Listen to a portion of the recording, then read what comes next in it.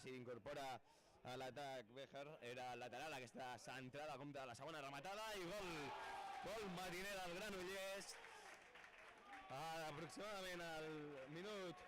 Semblava una errada, ha tingut una interna la pilota i va buscar la Pol la deixa per Pedro busca la centrada y passeja. La primera parte nos meten un gol muy temprano, pero luego el equipo domina, tenemos ocasiones, pero no finalizamos. Al final un golpe de suerte de un córner en el último minuto conseguimos marcar.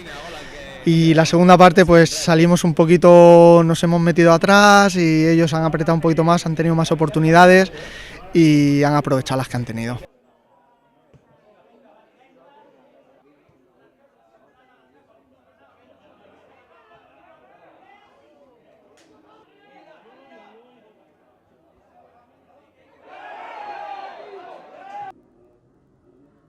Sabíamos que iba a ser un partido muy difícil contra un grandísimo equipo y lo que habíamos hablado las premisas era que salir a tope enchufados los primeros minutos, que no nos sorprendieran y mira, pues tenía la fortuna de encontrarnos con un balón ahí y ponernos por delante pronto. La verdad que el gol ese justo antes del descanso pues a veces te deja tocado, pero creo que la clave ha estado ahí, en que el equipo en la segunda parte ha salido y ha estado físicamente superior al rival y ahí se ha demostrado en las ocasiones de gol y que hemos tenido varias opciones para ampliar el marcador.